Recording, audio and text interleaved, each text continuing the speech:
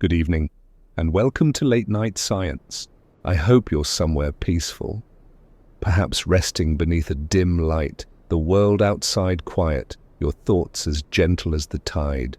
Tonight, we're beginning with a question that has lingered for centuries, one that ripples through both myth and modern physics alike. Does water remember? It's an idea that sounds almost impossible, yet strangely familiar, that the liquid flowing through rivers, clouds, and even our veins might hold echoes of everything it has ever touched. From the birth of stars to the beating of your heart, water has been there, observing, recording, whispering softly beneath the surface. Before we wade deeper into this quiet mystery, I'd love to know where you're listening from tonight. Are you near the sea, perhaps? Somewhere inland where the air feels still? It's always beautiful to see where across the world these calm explorations drift. If you find comfort in this kind of slow science, stories that move at the pace of thought and wonder, I'd be grateful if you left a like and subscribe to Late Night Science.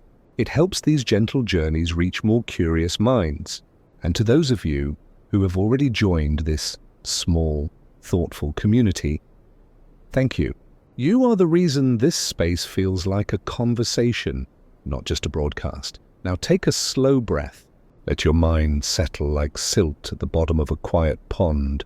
Tonight, we begin with a whisper, the first ripple in our journey through the hidden memory of water. The world outside your window is quiet now. Somewhere, far beyond the city lights, a river turns in the dark. Its surface glints faintly beneath the moon. A mirror, a memory, a movement that never truly ends. You watch it for a moment in your mind, that slow turning of water through time, and you begin to wonder, what does it know? Science tells us water is simple. 2 parts hydrogen, 1 part oxygen. A molecule so ordinary it is easy to overlook. Yet, simplicity in nature is often a disguise. Beneath its transparency lies an elegance that even the greatest minds still struggle to grasp. When light passes through it, it bends. When it freezes, it expands instead of shrinking. When it flows, it carves landscapes and carries life itself. It is at once the softest and the strongest element we know, capable of patience beyond imagination, carving canyons 1 drop at a time. But tonight, we're not just thinking about its strength or beauty, we're listening for its memory. Could it be that every droplet holds a record, not of words, but of vibrations, of frequencies, of touch?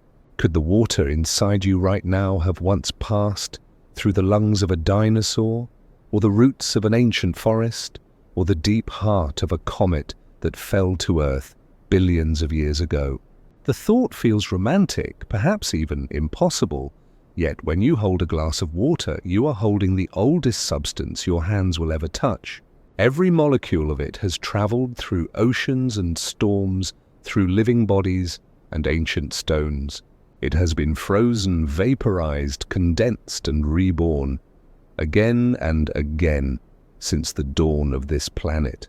If memory is continuity, then water's life is the longest story ever told. In myth, water has always been more than matter. The Greeks saw it as the origin of all things, the philosopher Thales calling it the first principle of existence. In Hindu cosmology, it was the cosmic ocean from which creation emerged. In nearly every culture, water is the medium of transformation, the cleanser, the connector, the carrier of life and death alike. Somewhere in that old intuition before laboratories and data, humans felt that water was alive, not conscious in the way we are, but aware in its own silent way.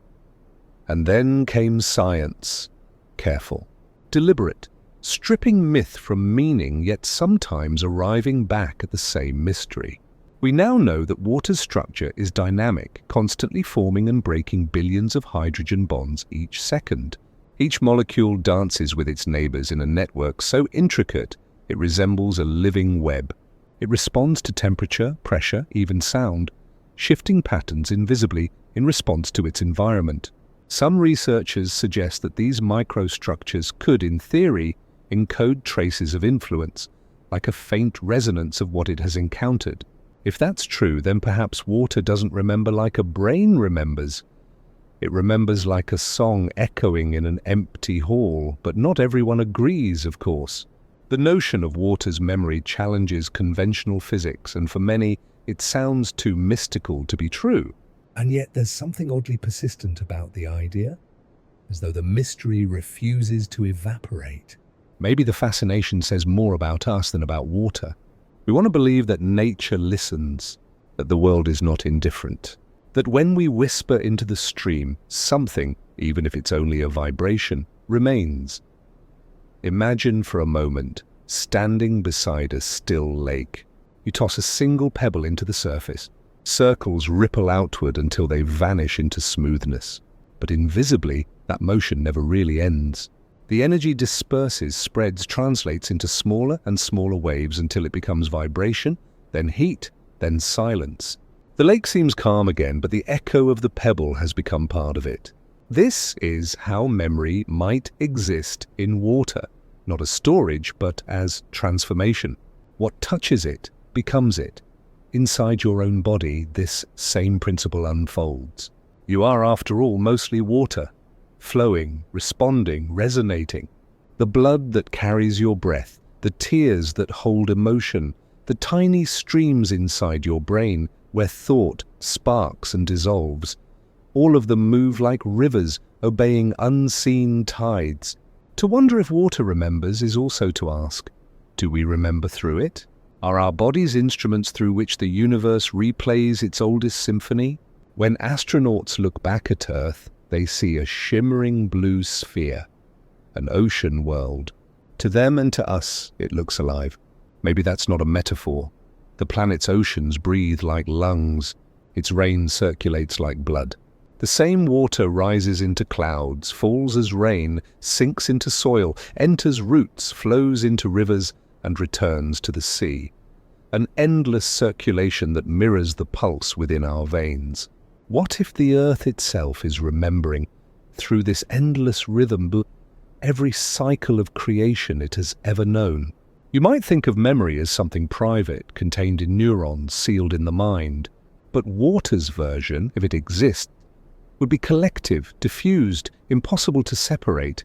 Every raindrop, every ocean, every cell would share the same archive, constantly rewritten, constantly renewed. A form of remembering that depends on forgetting, a flow that makes space for what comes next. Perhaps that's why being near water feels like coming home. The sound of waves, the calm of rain, the quiet in a bath. These are not just sensory comforts. They are recognitions. Somewhere deep in us, the body hears itself reflected back.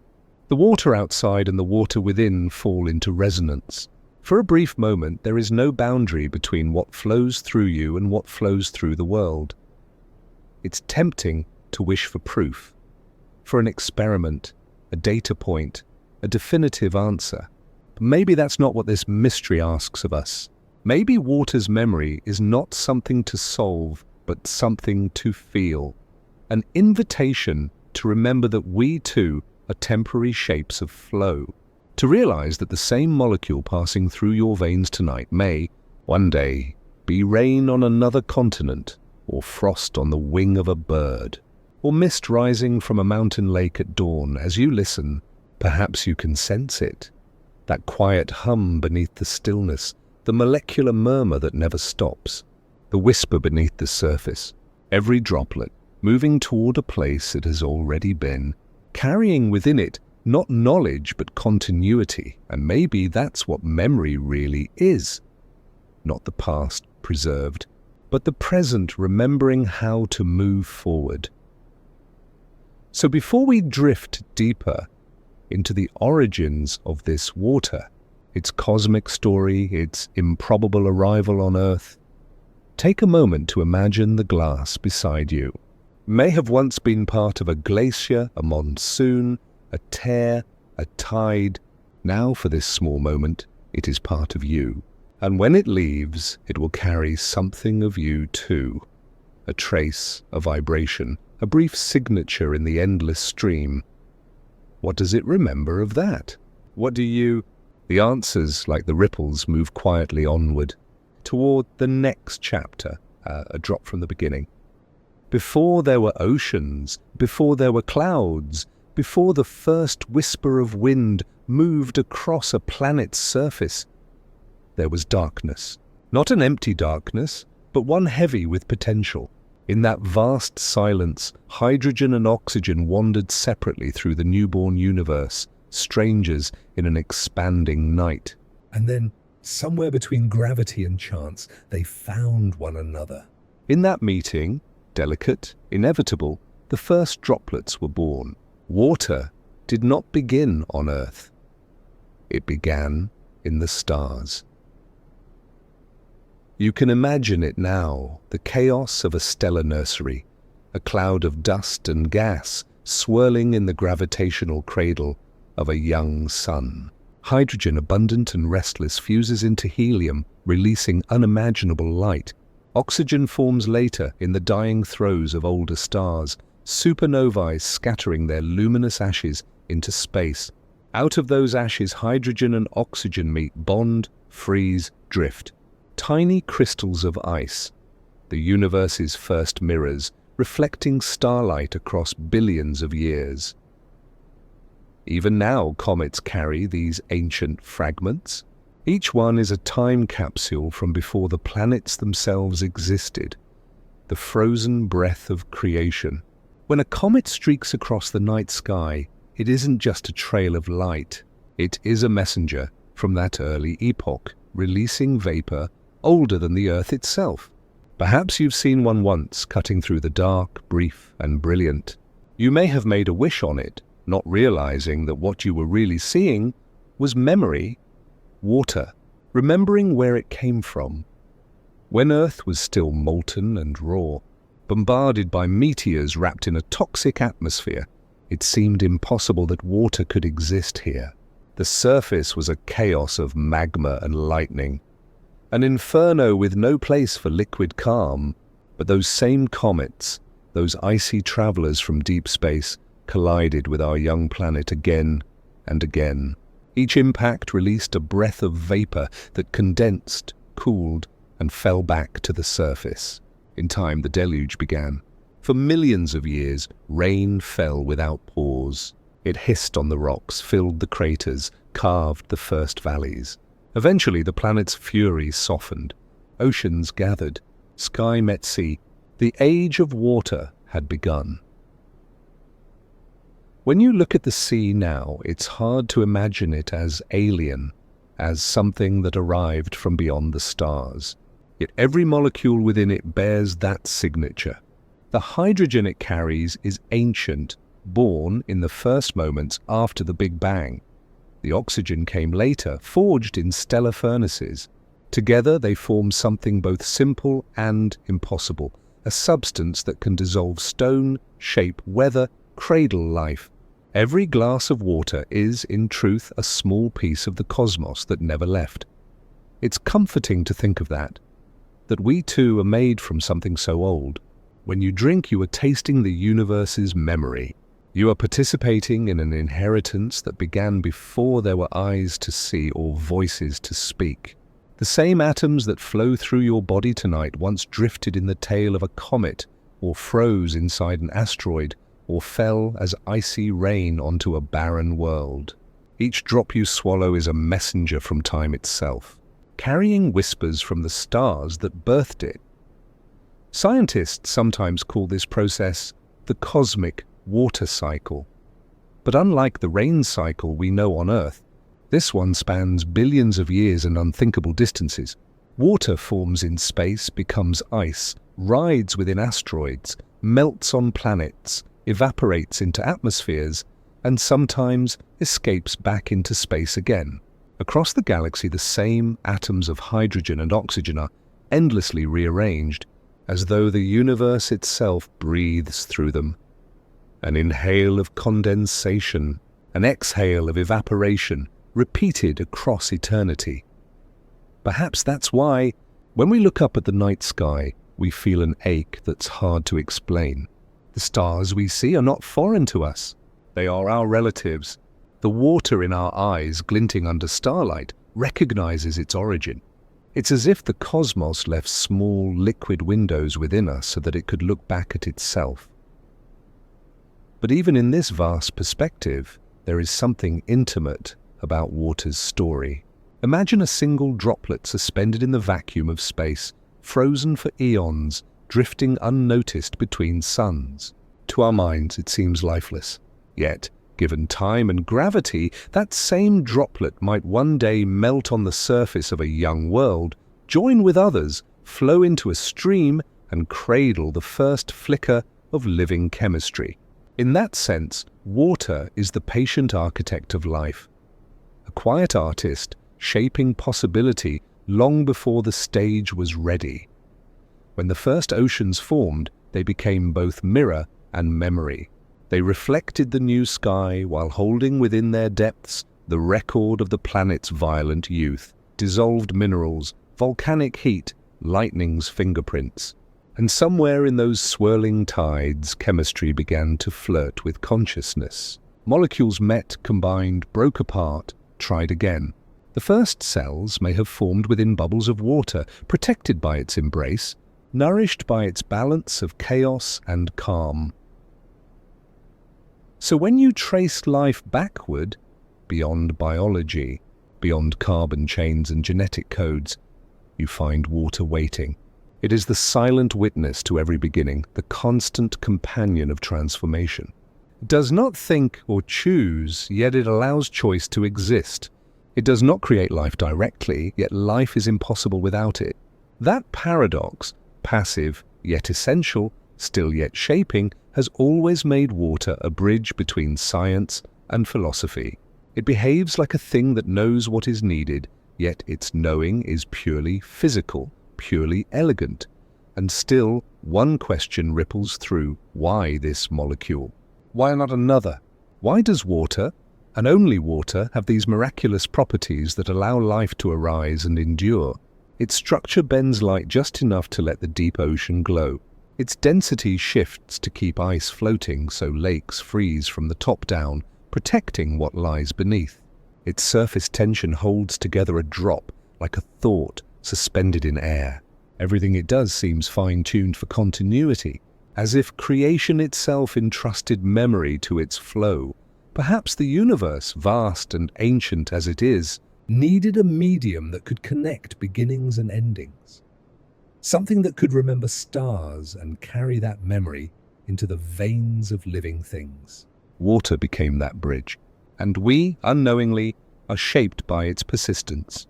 We inherit the calm patience of rivers, the cyclical rhythm of rain, the quiet resilience of the sea. So tonight, as you imagine those early comets, those frozen travelers scattering the seeds of oceans across the young earth, remember this: every drop you touch has been everywhere. It has drifted through the cold of interstellar space, fallen through fire, condensed from steam, and found its way somehow into your hand. Take a sip of that ancient traveler. Let it rest on your tongue. You are tasting something older than the earth, older than time as we measure it, something that has witnessed the birth of stars. And as you swallow, ask yourself, if water carries memory, what might it remember of that first light? What dreams of creation might still ripple quietly inside it, waiting to be heard again in the next falling rain? Close your eyes for a moment and picture a single drop of water. It seems featureless, transparent, almost nothing at all, into a silence made visible. Yet within that silence lies a pattern so intricate that it shapes the very possibility of life. What looks like a simple bead of liquid is in truth a cathedral of geometry, a pulsing dance of invisible forces. Tonight, we slow down to meet the molecule itself, to see how simplicity becomes miracle, and how three tiny atoms can hold together the architecture of a world. Every molecule of water begins as a quiet triangle: 2 hydrogen atoms, 1 of oxygen. The hydrogens lean toward the oxygen at a delicate angle, about 104 degrees, a slant that gives water its strange personality. This small asymmetry makes it polar, one side positive, one side negative. It is this imbalance, this subtle imperfection, that allows water to connect, to bond, to weave itself endlessly with others.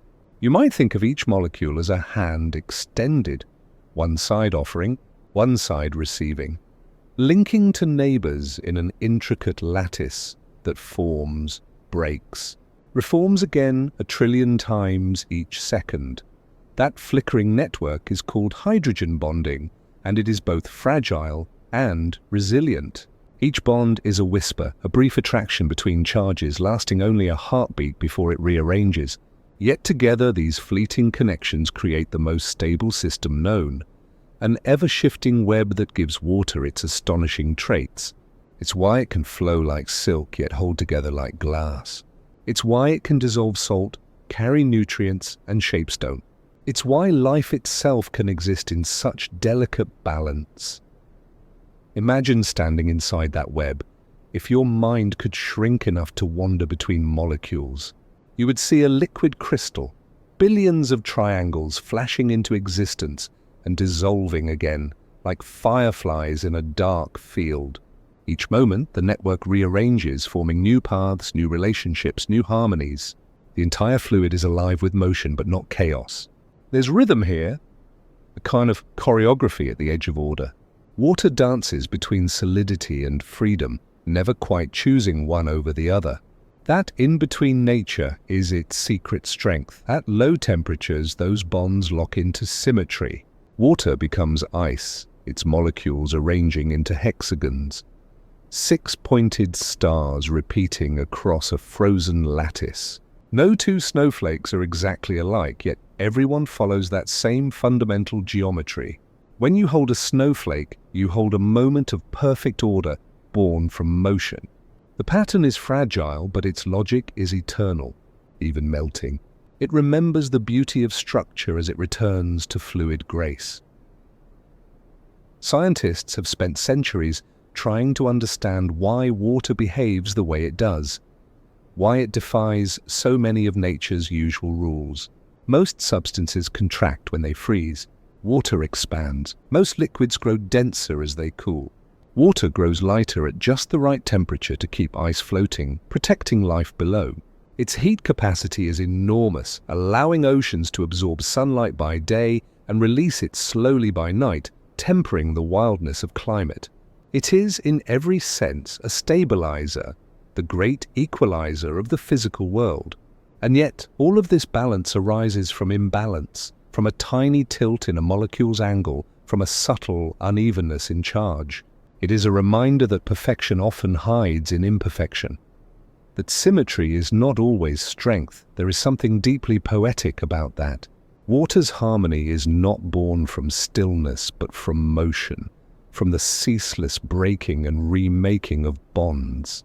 It's a lesson written in chemistry, but echoed in life itself, that connection is maintained not by holding tight, but by letting go and returning, over and over again. If you listen to the scientists who study water, you'll hear them speak in reverent tones. They describe its phases, solid, liquid, vapor, and even a mysterious fourth state, sometimes called structured water, where molecules form a coherent arrangement near surfaces or within living cells. Here, water may behave more like a liquid crystal than a free-flowing fluid, storing charge and energy, almost as if it has a subtle memory of the shapes it touches. Some researchers see in this the seed of biological order, a bridge between physics and life, matter and mind. Others caution restraint, reminding us that beauty is not always proof. Yet both agree something extraordinary happens in those spaces where water meets boundary. And then there is the quantum realm, the hidden pulse beneath the bonds. Water's hydrogen atoms, so light and quick, are never still. They tunnel through barriers, exchange energy with their neighbors, flicker between positions in ways that defy classical logic. Quantum mechanics tells us that at the smallest scales, particles are not things but possibilities. In that uncertainty, water becomes a living probability field, always in motion, always both here and there. The flow we see on the surface is only a shadow of that deeper vibration. Think about this for a moment. The same principles that govern stars and particles are at play in the glass of water on your table. The same quantum symphony that drives fusion in the sun also hums softly within each droplet that touches your skin. Every ripple, every wave, every bead of condensation on a window pane is an echo of the same universal law, energy seeking harmony through connection. It's almost as though water is the universe's first experiment in empathy, an element designed to feel the pull of others, to bridge gaps, to listen. Its bonds are brief, but they are honest. Its structure is transient, but its pattern is eternal. It connects everything it touches, not by dominance, but by surrender. You can see that surrender everywhere. In the way water yields to gravity, yet wears down mountains. In the way it takes the shape of any container, yet never loses its essence. In the way it moves around obstacles with patience that no solid could match. Its architecture is not built of walls or beams, but of trust. A trust that even when everything dissolves, the pattern remains. In the quiet of this molecular dance, the line between physics and philosophy blurs. What we call bonding in chemistry is not so different from what we feel when we connect with another human being. A brief alignment of energies, fragile yet profound. We too are made of impermanent connections that somehow build a lasting world. Perhaps deep down we carry water's lesson in our very cells. That strength is not rigidity, but rhythm. When you next hold a glass of water, try to feel it not as a liquid, but as an architecture, a cathedral built from motion. Within that transparency lies a structure of astonishing precision, a geometry that has never failed in 4 billion years. Every droplet carries that same perfection, invisible yet exact, unfolding and refolding countless times a second. The more we understand it, the stranger it becomes. Not a substance, but a process. Not a thing, but a continual becoming. Water is the shape of transformation itself, and perhaps that is the truest miracle, that something so fleeting, so ordinary could hold together the memory of stars, the fragility of life, and the promise of renewal, all in a single drop. So tonight, as you drift between thought and sleep, imagine that molecular dance still unfolding, unseen but endless, the rhythm of bonds forming and breaking, the quiet heartbeat of matter remembering how to move. And ask yourself, if water can hold both strength and surrender in the same motion, what might we learn by listening to the pattern that builds the world from softness? In every corner of the natural world there is a whisper of repetition, a quiet insistence that form is never random. Snowflakes unfurl into six-fold symmetry, rivers braid themselves through valleys, clouds billow into self-similar shapes, and inside our bodies, fluids trace loops and spirals that echo the flow of galaxies. Beneath all of it, the same patient artist works. Water. Tonight we listen to the language of its patterns, the geometry through which water speaks to the cosmos. For what we call chaos is often order in disguise, and what we call randomness may be the most intricate design of all. If you look closely at a snowflake under a microscope, you see a miracle of symmetry. 6 arms radiate from a single point, each one repeating a fractal logic that mirrors itself on smaller and smaller scales. No 2 flakes are alike, yet each obeys the same mathematical code, the hexagonal template of frozen water. Every spike and branch emerges as the molecule's geometry meets temperature, humidity, and time, tracing an unrepeatable path through the atmosphere.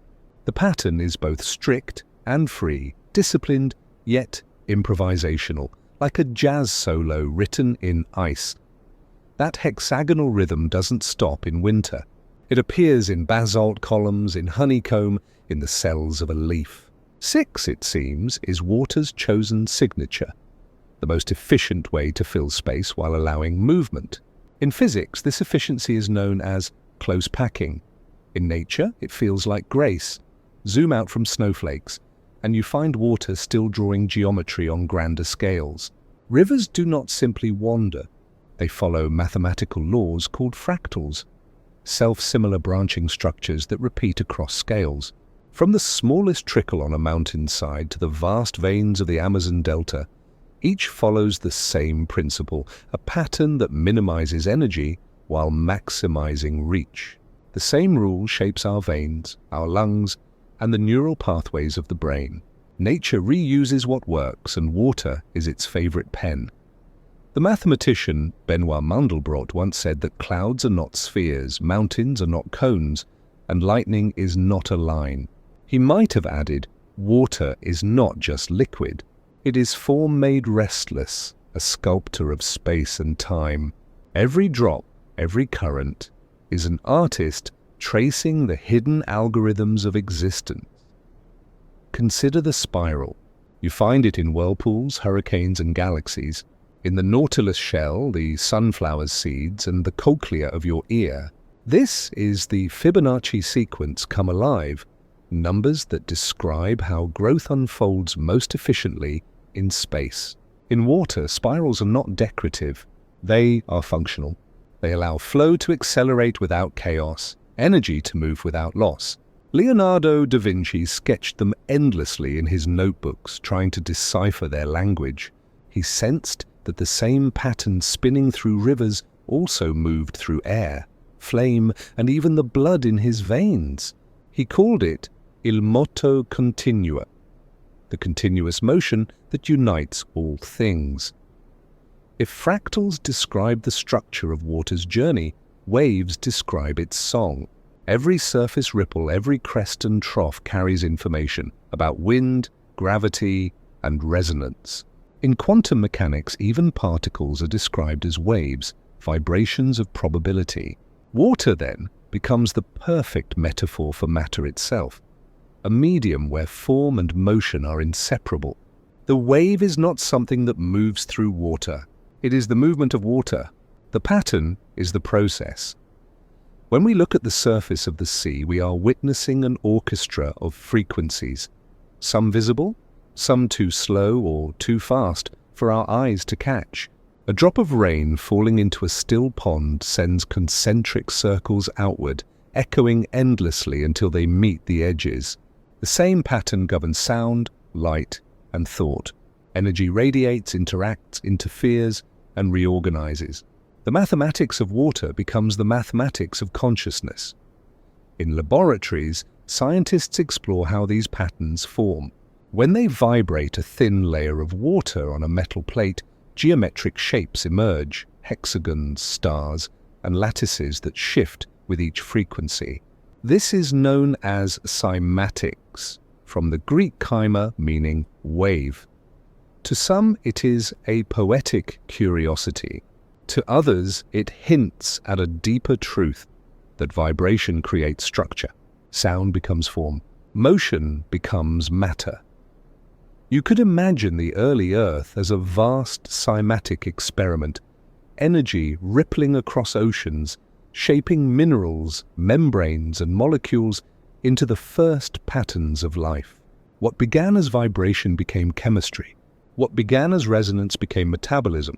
Perhaps water was not just a backdrop for life's emergence, but the instrument through which the melody first played. Inside your own body, the same language continues. Blood flows in vortices, not straight lines. Cerebrospinal fluid moves in pulses that match your breath. Even within cells, microscopic rivers swirl through membranes carrying signals and nutrients in fractal loops. Life, it seems, has learned to write in water's dialect. When viewed through this lens, the boundary between physics and biology blurs into something almost spiritual. The patterns that water draws, fractals, spirals, waves, are the same ones our minds find beautiful. We are pattern-seeking creatures because the universe itself is pattern-made. The geometry that governs the sea also governs our thoughts, our dreams, Our art. Every time you stare at a candle flame reflected in a glass of water, you're watching interference. Two waves meeting, merging, creating something new. That same principle governs everything from the shimmer of a butterfly's wing to the firing of neurons when you fall in love. Interference, resonance, repetition. This is the syntax of creation. In ancient philosophies, this truth was expressed through symbols long before equations. The Taoists spoke of water as the supreme teacher, soft yet unstoppable, adapting yet enduring. The Greeks saw in it the essence of transformation. The Vedic hymns described rivers as cosmic arteries flowing between realms. Across time, humanity has intuited what physics later proved, that the universe speaks in water's language. And perhaps that's why we find calm in the sound of rain, or fascination in the symmetry of frost. Our minds recognize the geometry instinctively. The same fractal logic that builds a storm cloud also builds the neural trees of thought that let us understand it. The pattern is not out there, it is within us. When you next see water move, the curl of a wave, the slow drip from a faucet, the mirrored calm of a lake, try to see it not just as fluid, but as thought made visible. Every ripple is a sentence in a cosmic conversation. Every spiral is a word in the grammar of form. Water doesn't just flow. It writes the outlines of coastlines and the blueprints of living cells. It writes the memory of storms into coral and the passage of time into stone. Its patterns are the fingerprints of creation, repeating, refining, remembering, and if you listen closely enough, in the hush between breaths, you might hear the rhythm beneath it all, the same one that shaped the snowflake, the galaxy, and the heart, the one that whispers, all is flow, all is form, all is one. There is a kind of silence that only exists before an experiment begins, the stillness of air when everything waits to be changed by observation. In that hush, beneath the hum of the freezer and the sterile light of the lab, Masaru Emoto held a simple hope. That water could listen. That it could somehow register beauty, kindness or cruelty not through machinery, but through memory. The idea sounded impossible, that human emotion could sculpt the molecular dance of H2O, yet Emoto's approach was disarmingly gentle. He took small vials of water, whispered words to them, or played them music, or sometimes simply showed them photographs. Then, after freezing the samples, he captured the crystals that formed under a microscope. The results, at least in his hands, were astonishing. Water exposed to words like love or gratitude crystallized into delicate, symmetrical snowflakes. Intricate, harmonious, breathtaking. Samples that had been told, "You fool," or exposed to harsh noise, produced chaotic, fractured forms. To some, this was proof of a hidden consciousness in nature. To others, it was pseudoscience, wishful thinking dressed in the language of physics. Critics pointed to the lack of controls, the selective photography, the ambiguity of subjectivity. Could beauty really be measured by a lens, or harmony judged by human eyes? Yet even the skepticism could not erase the spell of the idea, because at its core, Emoto's work was less about water and more about wonder.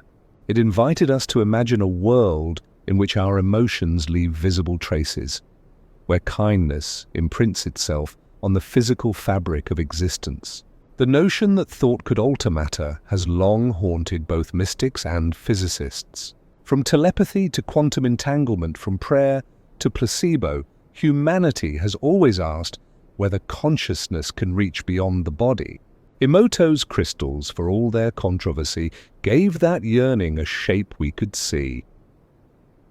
Imagine, for a moment, if he were right. If every word you spoke rippled into the molecules around you. If the glass of water beside your bed, the rain outside your window, or the ocean tide beneath the moon were all sensitive to your presence. What kind of world would that be? A world of responsibility, perhaps. one where the vibrations of our moods accumulate like echoes, changing the texture of everything we touch. In this way, the experiment becomes a mirror. Whether or not the crystals respond to us, we respond to the possibility that they might. People began to whisper to their tea, to play Bach beside bowls of water, to speak kindly to their plants. Something softened in those who tried. The science may have been uncertain, but the shift in attention was real. A rediscovery of tenderness toward the material world. Still, the question remains: what does it mean for water to remember? Memory, in its biological sense, depends on structure. Neurons forming patterns that persist over time. Water, fluid and transient, seems the opposite of that. Yet even in pure physics, we know that past interactions can linger as subtle correlations, molecular preferences that shape the next instant of motion. Each hydrogen bond carries the ghost of the last one. On quantum scales, systems are never entirely closed. Information always leaves an echo. So perhaps what we call memory in water is not the sentimental archive we imagine, but a more delicate persistence, the residue of experience written into movement. A ripple from a dropped stone fades, but not completely. It transmits energy outward, and that energy becomes part of the system's history. In this sense, water remembers everything, though it tells no stories in words. There's a quiet poetry to that. It means that the river outside your city holds the fingerprints of clouds from centuries ago. It means that the moisture in your breath once drifted through the lungs of dinosaurs, the vapor in your tea once part of an ancient sea. The molecules may rearrange endlessly, but their dance is continuous. And in that continuity, something like memory exists. A memory not of moments, but of movement.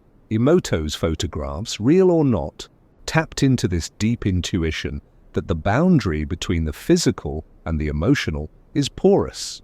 In the human heart, water already carries messages. It transports hormones, neurotransmitters, and ions that translate mood into chemistry. When you feel fear, adrenaline moves like a current through your bloodstream. When you feel peace, oxytocin and endorphins soften the flow. Your emotions literally reshape the tides within you. Seen this way, the experiment isn't mystical, it's metaphorical and perhaps more profound for that. It reveals our longing for a world in which inner and outer are connected, where thought and matter are continuous, where beauty leaves measurable traces. Science may not confirm that love crystallizes water, but it does confirm that observation changes what is observed, the essence of the quantum paradox. Even measuring a particle alters its behavior. Awareness, it seems, participates in reality. So when we look at Emoto's delicate snowflakes, we might see not proof, but poetry, a symbolic reminder that how we look changes what we see. That reverence shapes perception. That belief itself can be creative. In the end, maybe the real experiment wasn't in the freezer at all. Maybe it was in the minds of those who believed, in the softening that happened when they decided to treat water and the world as if it were alive. There is also a subtler layer beneath the debate, a psychological one. We are drawn to these stories not because they confirm facts, but because they soothe a loneliness that modern science sometimes deepens. We yearn for connection, for meaning that bridges molecules and emotions. Emoto's water becomes a stand-in for empathy itself, the idea that the universe can listen, reflect, and respond. Even if the data is uncertain, the desire behind it is profoundly human, and isn't that its own kind of evidence? The sheer persistence of this fascination across cultures and decades suggests something archetypal, a collective intuition that consciousness and matter are entwined. From the sacred rivers of ancient India to the baptismal waters of Christianity, from the Zen practice of tea to the shaman's bowl, humanity has always treated water as a medium between worlds. Emoto simply translated that ancient reverence into the language of photography. Science demands skepticism, and rightly so, but wonder demands openness. Perhaps the two are not enemies, but partners in a larger truth. For even as we question, we cannot help but gaze again at those shimmering images, the frozen mandalas of a possible dialogue between mind and matter. And if you let yourself believe, just for a heartbeat, that your thoughts might leave ripples on the surface of the world, notice how your breath slows, how your tone softens, how your awareness deepens. That shift, gentle, invisible, is itself a kind of transformation. In the end, maybe the question isn't, does water respond to emotion? But what happens to us when we imagine that it might? Because perhaps what truly matters is not the memory of water, but the remembering of ourselves, our capacity for tenderness, Attention and awe, and as you sit here now, listening to this stillness. Perhaps a glass of water rests nearby, silent, patient, watching, maybe it is listening too. How can something without neurons remember? It is one of those questions that tilts reality slightly. A question that makes you pause and realize how easily we equate memory with mind, thought with tissue, intelligence with flesh. Yet nature has been remembering far longer than any brain has existed. Crystals remember the shapes of their lattices. Magnetic fields remember their alignment. DNA remembers instructions written billions of years ago. Why not water? To understand this possibility, we must journey beneath consciousness into the quiet logic of matter itself.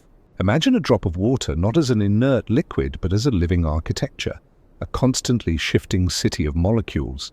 Each molecule a tiny V shape, two hydrogens clasping an oxygen like outstretched hands. They attract and release each other billions of times per second, forming a network that never settles, yet never collapses. This network, these fleeting hydrogen bonds, may be the key to how water remembers. Hydrogen bonds are fragile, lasting only trillionths of a second before rearranging. Yet across time, these ephemeral connections create patterns, pulses, and clusters that persist statistically like ripples in a crowd. It is not the individual bond that matters, but the choreography of billions. Each movement leaves a trace, however faint, in the alignment and energy of the whole. Physicists call this a dynamic equilibrium, a system that changes constantly, yet maintains coherence, like a murmuration of starlings in the sky. In this shimmering city of motion, structure becomes language. A particular vibration, temperature, or solute can leave a pattern in how molecules associate. When that pattern endures, even briefly, it acts as a kind of molecular memory. Not thought in the human sense, but a persistence of influence. It is the echo of what has been. Information theory helps us see this more clearly. Claude Shannon, the father of modern communication, defined information not as meaning but as reduction of uncertainty. When a system organizes itself in a way that narrows the range of possible states, it remembers that organization. A molecule that orients differently after a stimulus retains a shadow of the event, a new probability landscape.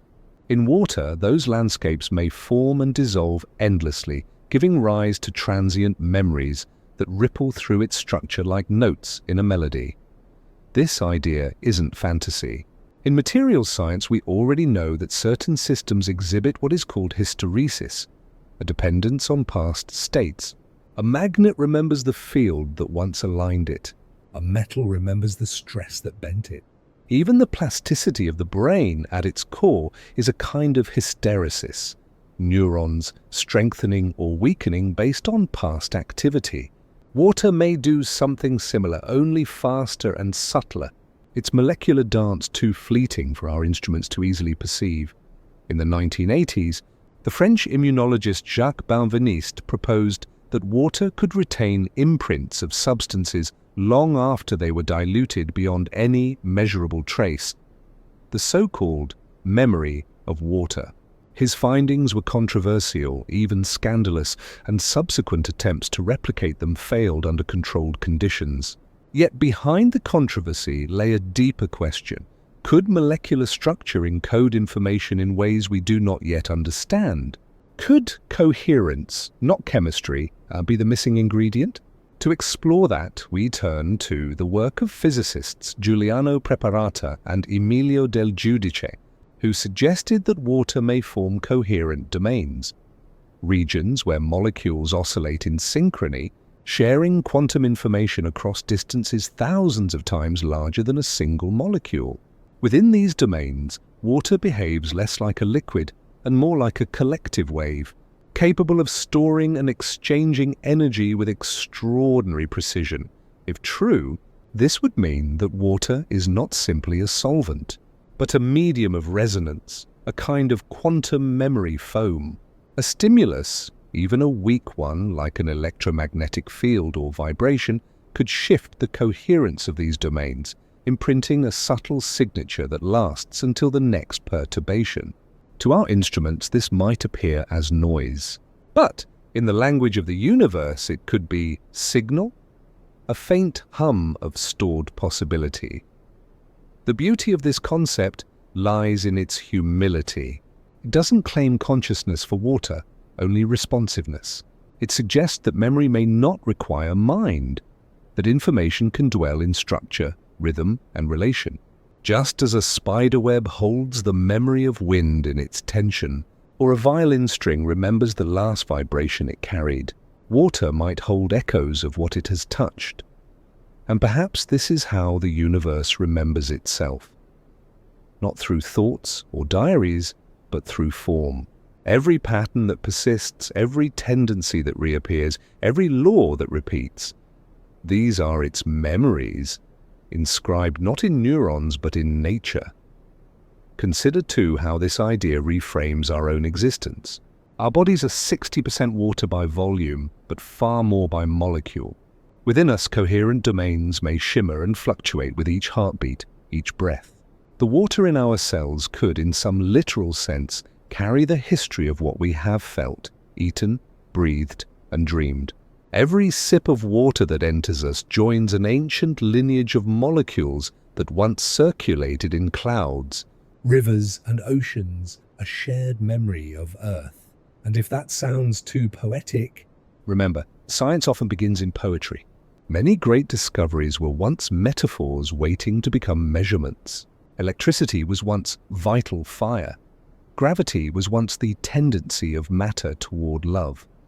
The idea that water can hold information may still be unproven, but it belongs to that fertile space between metaphor and theory, the place where wonder keeps science alive. In that space, we can ask gentle, dangerous questions. What if the universe stores its past not in space-time alone, but in the texture of its materials? What if memory is not an invention of life, but a property of existence itself? Even the smallest physical system carries traces of what came before. The arrow of time is written in entropy, the gradual drift from order to disorder. But within that drift, pockets of memory persist, whirlpools that hold their shape, patterns that repeat, systems that remember their rhythm. Water is one of those rare materials that lives at the boundary, fluid enough to change, structured enough to endure. Maybe this is why we sense something alive in it. When we gaze at a still lake, what we are seeing is not emptiness but balance. Billions of molecules exchanging energy, remembering motion, rehearsing history. When you dip your hand into it, it yields, then reforms, learning your shape for a heartbeat before returning to calm. So perhaps the real question is not does water have memory, but what kind of memory does matter possess? A rock remembers pressure in its layers. A seed remembers sunlight in its code. A wave remembers wind in its rhythm. Water simply remembers in motion through pattern, vibration, coherence. It may not think, but it recalls. It may not feel, but it responds. And in that responsiveness lies a bridge between mind and matter, between consciousness and cosmos. For what is awareness if not the universe remembering itself through form? As we continue this quiet journey, keep this thought close. Perhaps memory is older than mind, and mind is only its latest ripple, and perhaps, somewhere deep within the stillness of a single drop, The story of everything that ever was continues to shimmer, waiting, as always, to be remembered. There is a quiet heartbeat beneath matter, too subtle for our senses, too fast for our machines, a trembling that never ceases. At this smallest scale, water does not sit still. It hums. It flickers between possibilities, rippling with quantum rhythm. What we see as liquid flow is, in truth, a vast symphony of probabilities, waves of energy weaving themselves into being, dissolving and reappearing again. Tonight, we listen for that hidden pulse, the one that might connect every molecule, every thought, every star. When we shrink our perspective to the realm of atoms, we find that nothing is solid. Each water molecule is mostly emptiness, its electrons smeared into clouds of probability, its bonds less like rigid connections and more like music, vibrations held in tension. The hydrogen atoms dance around the oxygen in a pattern both orderly and wild, never quite fixed, always resonant. What gives water its stability, its coherence, is not the firmness of its parts, but the synchrony of its motion. Quantum mechanics tells us that particles can become entangled, their states linked, so that what happens to one affects the other, no matter how far apart they travel.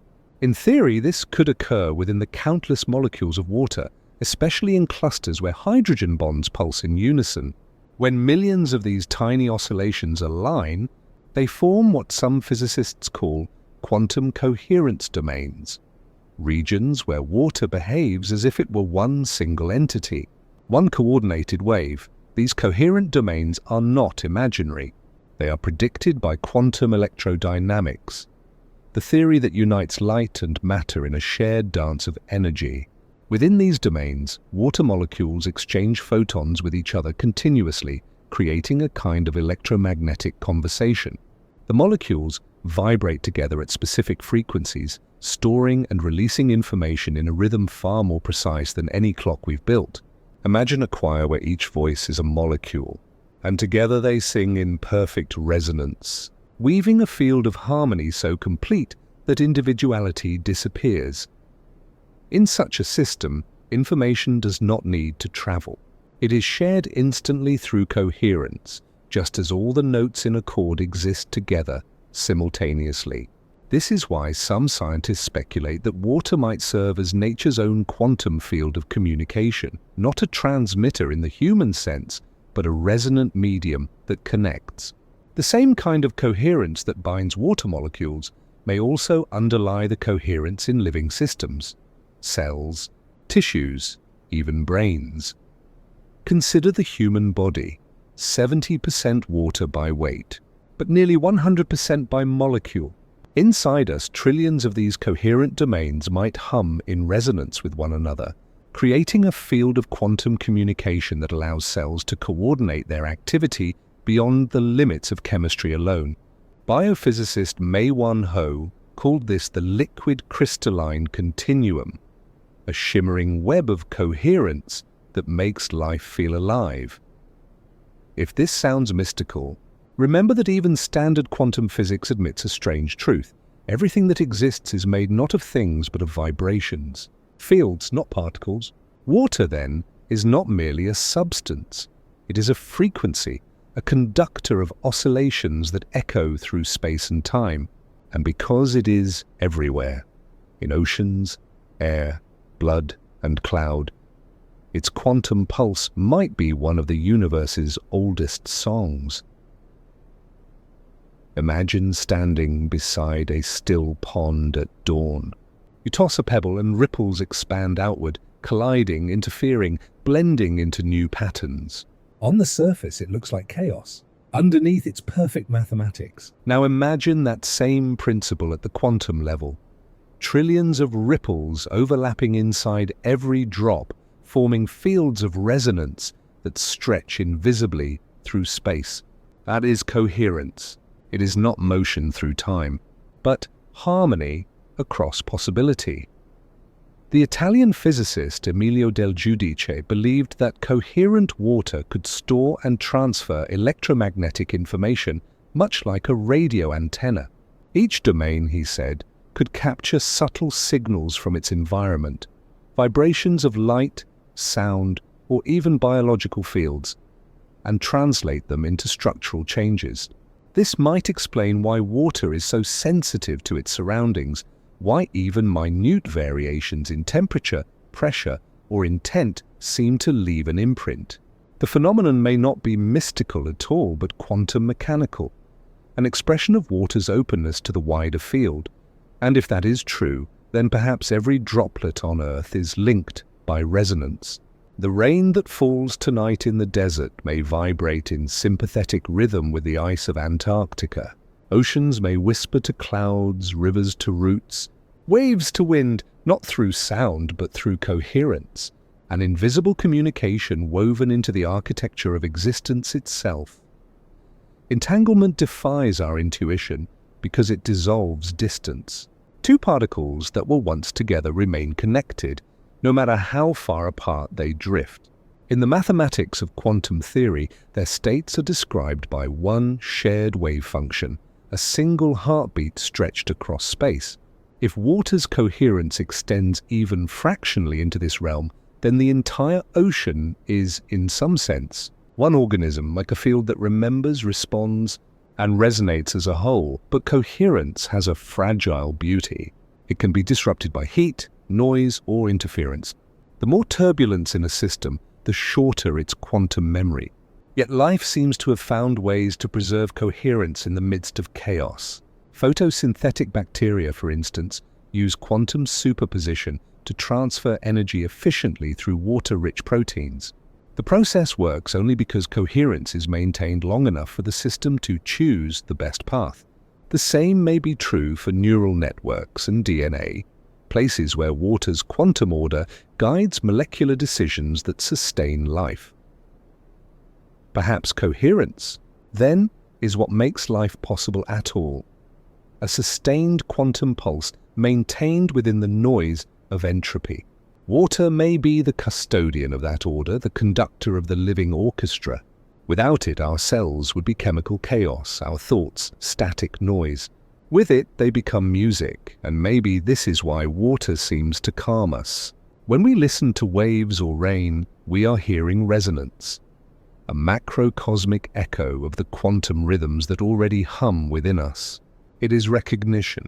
The pulse of water outside matches the pulse of water inside, and for a moment, coherence extends beyond biology, beyond skin, into shared stillness. Some thinkers imagine that consciousness itself might arise from this coherence, that awareness is the experience of the universe becoming resonant with itself. If so, then water is not only the substance of life, but the stage upon which perception unfolds. It connects not just cells, but selves. And even if such ideas stretch beyond what current science can measure, they remind us of something profound, that the smallest tremors of the quantum world may ripple all the way up to the texture of thought, emotion, and meaning. That beneath the surface of what we call real, there hums a deeper unity, a pulse that beats through oceans, clouds and consciousness alike. If you were to close your eyes now and imagine listening for that pulse, not with your ears, but with attention, you might feel something subtle, a warmth, a hum, a kind of quiet agreement. That is the rhythm of coherence, the timeless beat of existence maintaining its pattern through change. Perhaps in every droplet, the quantum world still remembers its birth, the vibration of creation itself, expanding, cooling, flowing, never stopping. Perhaps that pulse is still ongoing, and perhaps when we listen closely enough, we do not simply hear water, we hear the universe remembering how to sing. Life does not simply inhabit water, it is shaped through it. Every cell, every synapse, every thread of DNA lives within a shimmering film of fluid geometry. When we look closer, we find that water is not just the backdrop of biology. It is the lens through which life perceives, organizes, and becomes aware of itself. To understand this, imagine zooming into a single cell. At first, It seems like a small world, a droplet of salt water wrapped in a fragile membrane. But inside everything moves, ions drift, proteins fold, signals fire, and through it all, water flows. Not passively, but as an active architect. It arranges itself in delicate layers around every surface, forming structured patterns that guide energy and information. This structured water, sometimes called exclusion zone water, behaves differently from the liquid we drink. Along the surface of membranes or proteins, its molecules align into ordered sheets, forming a kind of crystalline bridge between matter and life. These layers can store charge, conduct protons, and even convert light into usable energy. In a sense, they are the living interface, where the quantum pulse of Chapter 7 begins to shape the architecture of thought and form. Dr. Gerald Pollack, who devoted decades to studying this phenomenon, described water as a battery of life. When it absorbs light, it separates into positive and negative zones, creating a flow of current within every cell. This constant microelectric hum drives biological reactions, not unlike the way photosynthesis channels sunlight into sugar. Without structured water, the machinery of life would stall, but structure is only part of the story. Water is also communication, a translator between molecules. When DNA vibrates, when proteins shift shape, they send subtle electromagnetic signals into their surrounding water. The liquid lattice listens, translates, and carries that vibration outward. In this way, water acts as the body's silent messenger, transmitting coherence through resonance rather than collision. It is a strange thought. That consciousness might depend on a conversation of ripples, not of words or signals, but of synchronized frequencies flowing through our inner seas. Yet modern biophysics hints that this may be exactly what is happening. The brain, after all, is not a dry machine of neurons. It is nearly 80% water, and every thought must cross that ocean. In the brain's ventricles and microtubules, water flows in whispering streams, following electromagnetic gradients that shift with mood and memory. Some researchers suggest that these flows help coordinate neural oscillations, the brain's waves, giving rhythm to thought. When you are calm, these currents smooth into coherence. When you are anxious or chaotic, they churn and fragment. Consciousness, in this view, is not just electrical activity, but fluid resonance, the mind as a river, not a circuit. At the smallest scale, water wraps around microtubules, the filaments that give neurons their shape, forming structured layers that may help sustain quantum coherence within the brain. The controversial OR theory, proposed by physicist Roger Penrose and anesthesiologist Stuart Hameroff, suggests that consciousness arises when quantum events within these microtubules collapse in synchronized patterns. If true, the water surrounding them is not incidental. It is the conductor that keeps the quantum orchestra in tune. Even if the details remain uncertain, the metaphor holds power. Water as the lens through which consciousness focuses. It filters, bends, and amplifies the light of experience, shaping the way awareness sees itself. Just as a drop of water can bend sunlight into a rainbow, perhaps the fluid inside us bends energy into thought. Life, it seems, thrives on this tension between order and motion. Within every cell, water shifts constantly, aligning, dissolving, realigning, like a symphony in perpetual rehearsal. It never truly freezes, nor does it ever lose its rhythm. Through this dynamic choreography, information moves freely, energy flows efficiently, and the boundaries between chemistry and cognition blur. Consider DNA, the spiral staircase of existence. It floats not in emptiness, but in a sheath of structured water that mirrors its helix. This sheath acts like a tuning chamber, amplifying the frequencies of the genetic code. When light or sound interacts with the molecule, the surrounding water vibrates in sympathy, creating a resonant field.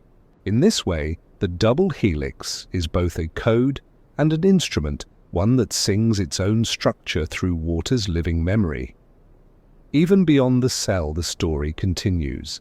In plants, water climbs against gravity through narrow capillaries, a feat made possible by cohesion and surface tension, yes, but also by the subtle organization of its molecules. The same principles guide the flow of sap, blood, lymph, and cerebrospinal fluid. Wherever water moves, it carries pattern and potential. In humans, the rhythm of that flow is inseparable from emotion. Tears, sweat, breath, each is a release of resonance. When we cry, we are not simply expelling salt water, we are completing a circuit. The same molecular medium that once mirrored the cosmos now mirrors the soul. There is an elegance in this symmetry, from nebulae to neurons, from cosmic vapor to conscious mind. The water that once condensed in the hearts of comets now flows through the folds of the human brain. The molecules that once cooled the surface of young worlds now shimmer behind our eyes, refracting reality itself. And perhaps this is not coincidence. Perhaps water is the bridge through which the universe awakens, the medium that allows matter to feel itself, to reflect, to become aware. Every droplet, every cell, every wave of thought could be an echo of that first moment when energy realized it could take form. When we gaze into water, whether a lake, a glass, or a tear, what we see reflected is not just the world around us, but the world within us.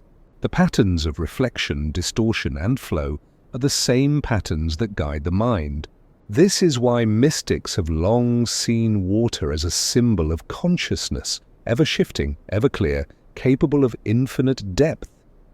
Science, too, now begins to glimpse this parallel.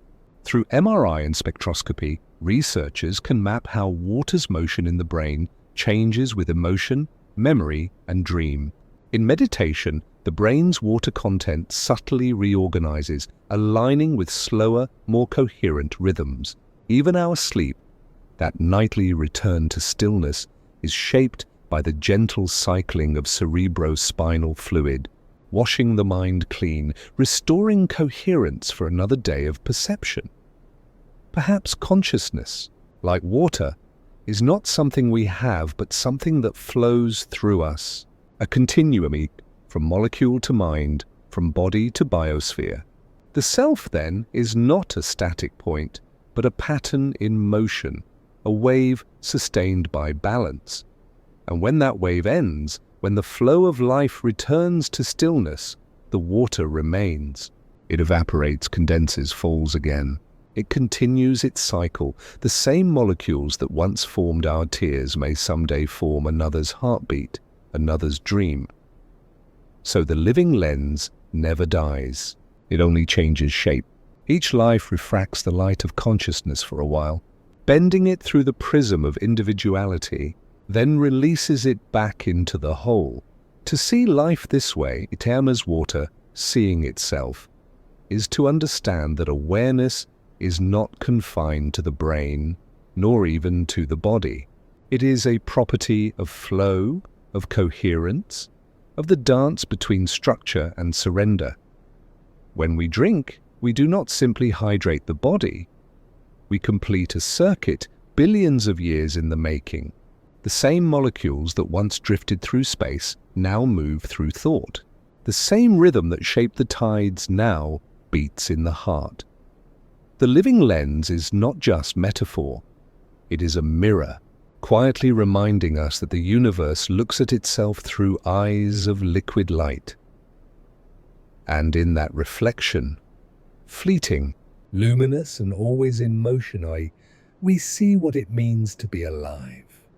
Beneath the skin, beneath the pulse and breath, the human body moves with the same rhythm as the sea. Every heartbeat is a wave. Every breath a tide. Within us flows an entire ocean, not metaphorical but molecular, whispering the same ancient language of motion that shaped the first living cell. It is easy to forget that we are mostly water. Yet if you could see yourself stripped of flesh and bone, reduced to the play of fluids within, you would resemble a tide in human form. Imagine for a moment that your bloodstream is not red, but blue, an ocean current coursing through coral reefs of tissue. It swells with every beat, retreating, returning, like waves drawn to a shore. The heart does not merely pump, it sings, sending rhythmic pulses that ripple outward through arteries and veins. With each contraction, it stirs that internal sea, mixing oxygen, minerals, and memory. In every moment, this movement mirrors the moon's pull upon Earth's waters, an intimate echo of the planetary rhythm that governs all tides. Just as the ocean shapes the continents, your internal tides sculpt emotion, thought, and energy. Blood, lymph, and cerebrospinal fluid form three great currents, each with its own path, its own secret purpose. Together, they create the body's inner weather, the climate of consciousness. The blood is the warmest and most visible of these tides, the crimson sea that carries life to every cell. It is rich with story. It remembers meals, moods, and even moments of love or fear. When you are calm, it flows like a river at dawn, smooth and reflective. When you are anxious, it churns like a storm, pressure rising, currents tightening. Through this, the heart listens, adjusting the rhythm of your ocean in real time. Lymph is quieter, the tide that cleans and clears. It gathers what the body no longer needs, carrying it away through translucent channels.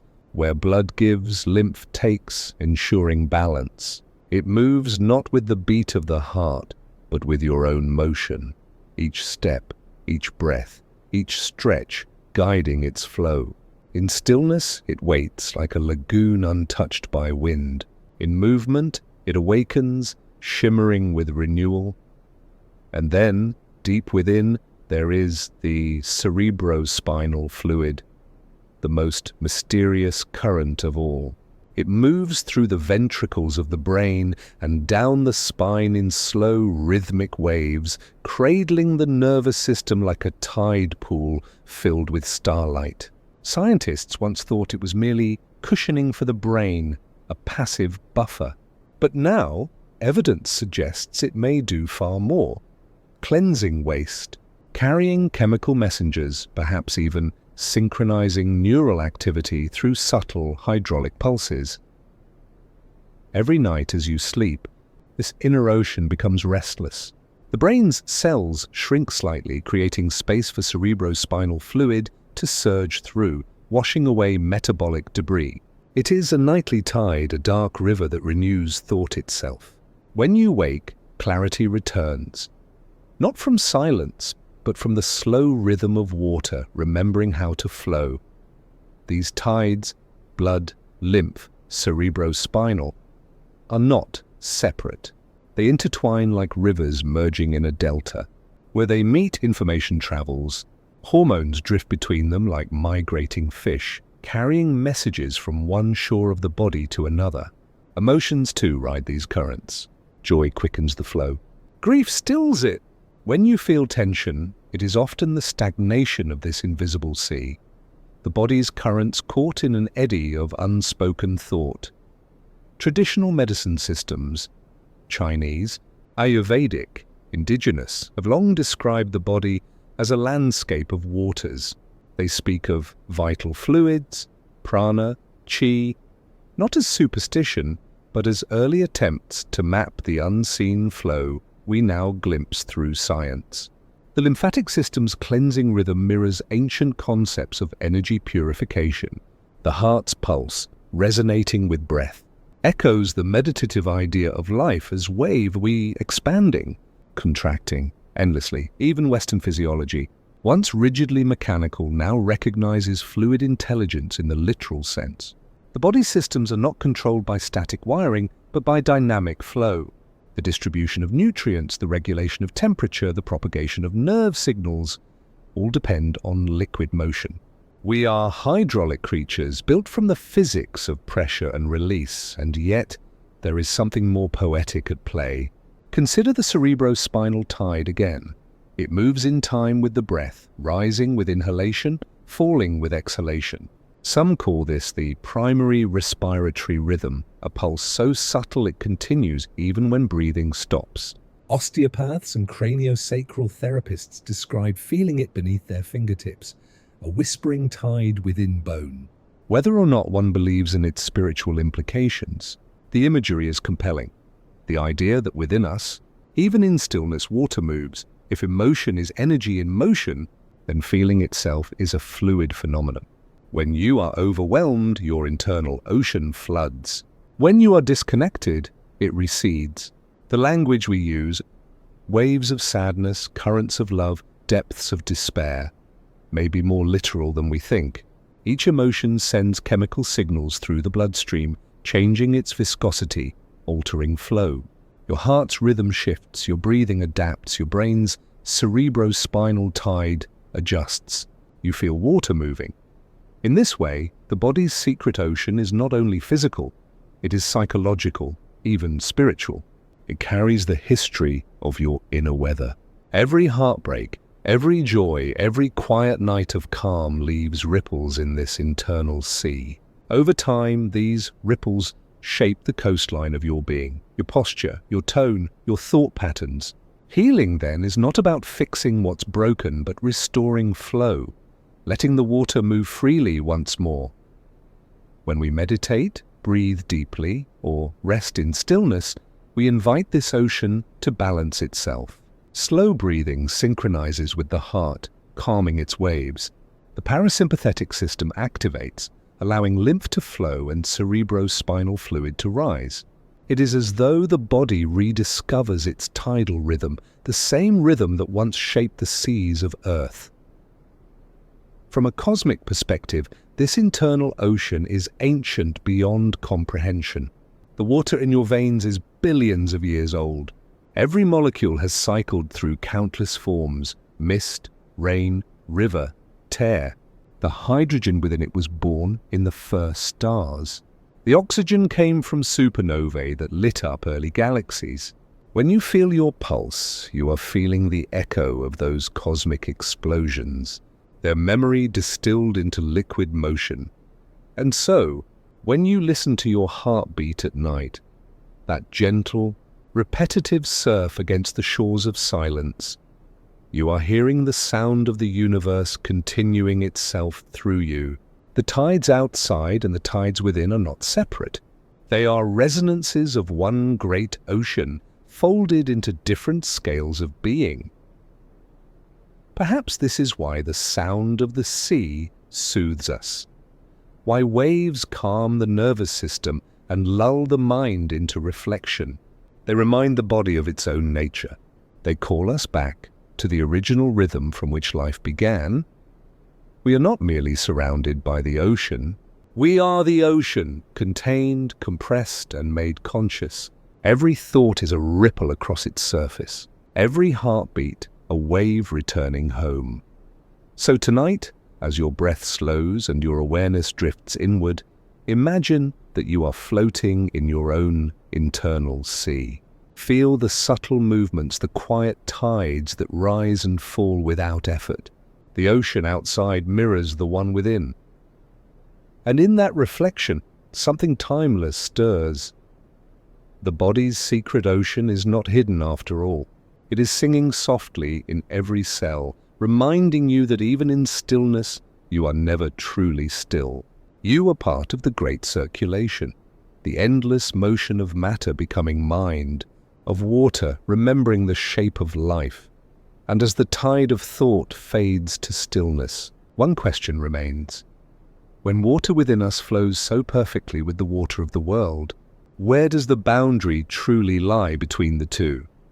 Long before microscopes and molecules, before the language of chemistry or the equations of physics, humanity already sensed that water was alive. To the ancients, it was not an element to be studied. It was a being to be revered.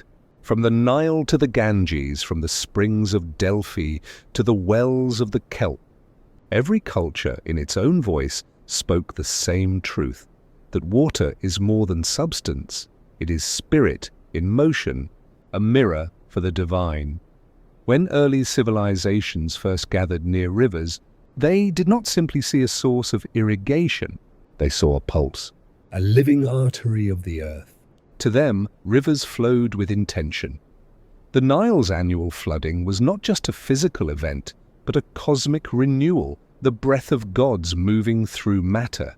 Each rise of its waters was the heartbeat of a deity. Its currents carried not just silt and life, but story. The story of creation, of death, and of eternal return. In Egypt, the Nile was the bloodstream of Osiris, god of regeneration. Its floods symbolized resurrection, the endless cycle of death dissolving into life. When the river rose, people sang hymns of gratitude, for it meant the land would awaken again. To bathe in those waters was to participate in rebirth, to align oneself with the rhythms of the cosmos. In temples along its banks, priests would draw water from the sacred river at dawn, believing that the first light of the sun infused it with divine energy. They would then use it to purify statues, altars, and souls. Far to the east, in the Indian subcontinent, another river was seen as a goddess, Ganga, mother of life, purifier of all that lives and dies. Her waters, it was said, descended from the heavens, a gift of compassion from the gods. Even today, millions travel to her banks to immerse themselves in her flow. The ritual is not merely symbolic, it is participatory. To bathe in the Ganges is to be rewritten, to let the river carry away one's burdens, and to return lighter, cleansed not only of physical dust, but of memory's weight. Across cultures, the same intuition repeats that water holds intention. The Greeks poured libations to honor the unseen, believing that the act of mixing liquid with prayer allowed thought to flow into form. The Celts, too, left offerings at wells and springs, seeing them as thresholds between worlds, places where the material and the mystical touched. Even the early Hebrews carried rituals of water purification, the mikveh, recognizing that immersion could transform the inner state as deeply as it cleansed the body. These practices were not superstition.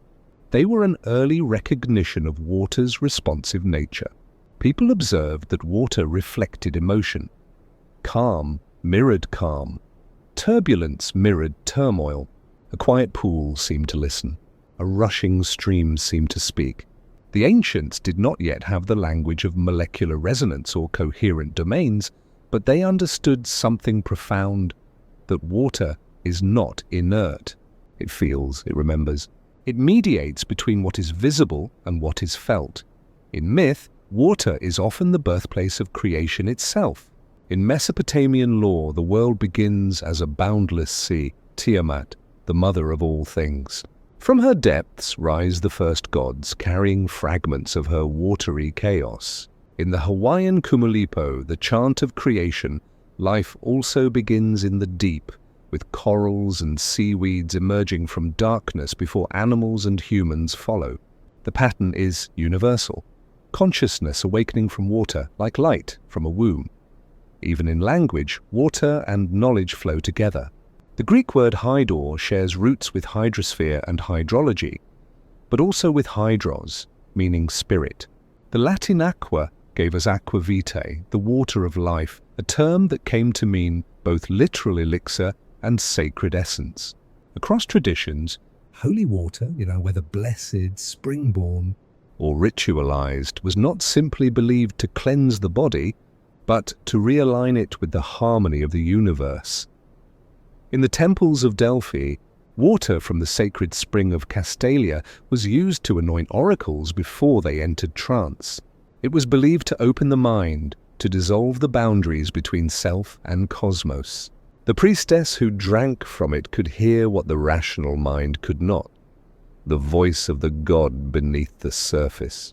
Perhaps, in a sense, she was attuning to the same quantum field of coherence that we now study through science, listening to the pulse of the universe through the medium that remembers it best. Even today, echoes of this ancient knowing persist. In Christian baptism, water marks spiritual rebirth. immersion as metaphor for renewal. In Sufi poetry, Rumi speaks of the soul as a river longing to merge with the sea. In Shinto shrines, misogi, the ritual washing of hands and mouth, purifies not sin, but stagnation. It restores flow. Each of these gestures, though expressed differently, points toward the same intuition that the act of cleansing is not about removing, but remembering. For water, in myth and ritual alike, is a bridge between forgetting and remembrance. It carries prayer as vibration, transforms grief into release, and turns separation into communion.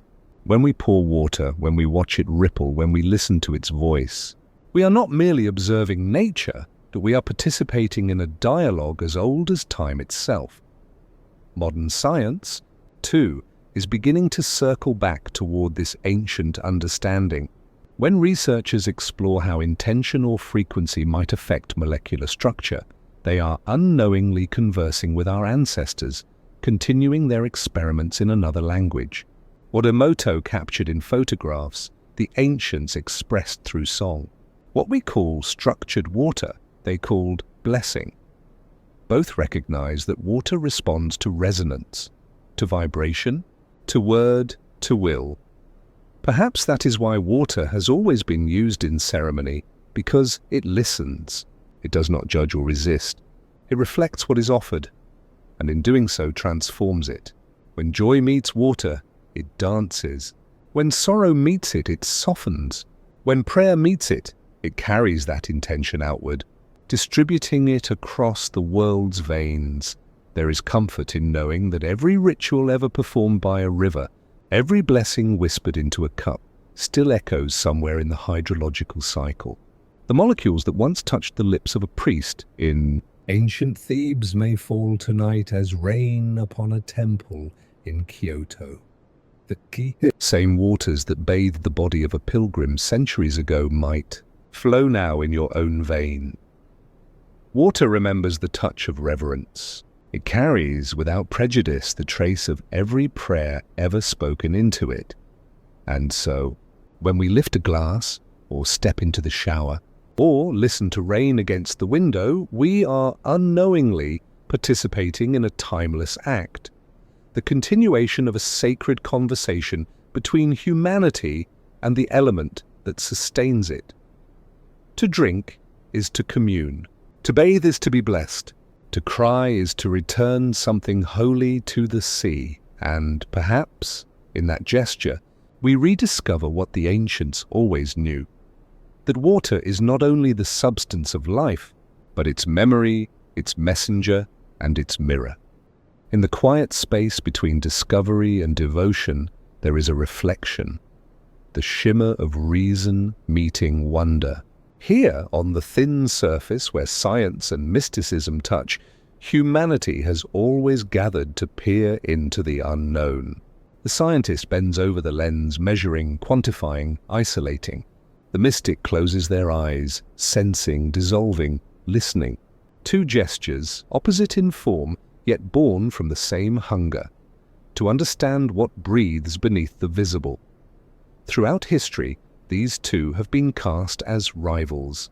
The scientist wields instruments of logic, the mystic instruments of silence. One speaks of atoms and equations, the other of spirit and presence. Yet if you listen closely, their languages echo each other. When the physicist describes quantum entanglement, how particles, once connected, remain bound across light years, is that not the same whisper the mystic heard when speaking of unity, of all things as one? When the biologist marvels at the improbability of life arising from molecular chaos, is it so far from the mystic's awe before the divine dance of creation? The difference is not in what they see, but in how they name it. Water, in its endless patience, has always been their meeting ground. The scientist studies its hydrogen bonds, its phases, its capacity to dissolve and transform. The mystic kneels before it, seeing in its reflections the image of the soul. Both are tracing the same miracle, that something so simple could hold the key to life, memory, and transformation. In the laboratory, beakers shimmer with droplets that reveal molecular symmetry. In the temple, bowls of still water mirror the stars. The gestures are parallel, though neither may recognize it. Consider the words of those who crossed this boundary. Albert Einstein spoke of a cosmic religious feeling, a reverence for the harmony of natural law. Niels Bohr placed the yin-yang on his coat of arms, acknowledging the complementarity between opposites. Nikola Tesla, a man of machines and mathematics, once said that to understand the universe, we must think in terms of energy, frequency, and vibration. Each in their own way reached a point where science became indistinguishable from prayer. And on the other side, mystics have often spoken in the language of physics long before the equations were born. The ancient Vedantic seers described reality as a play of waves, consciousness vibrating itself into form. Hermetic philosophers wrote that the universe was mind in motion, an idea that now echoes faintly in modern theories of quantum fields and informational physics. They used the poetry of water, flow, reflection, depth, to speak of truths that science would one day rediscover through calculation. There is a strange humility that comes when both paths reach their limits. The scientist, standing before the vastness of uncertainty, realizes that observation itself changes what is observed. The mystic, dissolving the self into silence, realizes that all visions are filtered through perception. Both find themselves at the same edge, the place where knowing dissolves into being. Water once again becomes their teacher. For water holds the paradox effortlessly. It is structured yet fluid, visible yet formless, matter yet movement. It mirrors the mind that contemplates it. In laboratories across the world, experiments continue. Lasers probing molecular clusters, sensors capturing the fleeting vibrations that bind and release. In monasteries and forests, seekers still sit beside rivers, watching how ripples fade into stillness. Neither can fully explain what they touch, but both can feel its depth. When they speak, their words overlap. Coherence, harmony, resonance, unity. Science calls it pattern. Mysticism calls it presence. The difference, perhaps, is only rhythm. It is tempting to imagine them as two voices in a single song. The bass line of logic grounding the melody of intuition. Without one, the other drifts or collapses.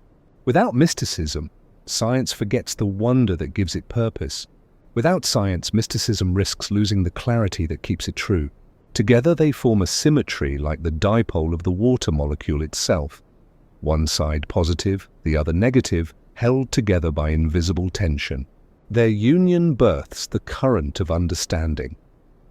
The great thinkers who have touched both realms often describe an identical experience, a moment when analysis gives way to awe. When a mathematician glimpses an elegant proof, they feel the same stillness that a monk might find in meditation.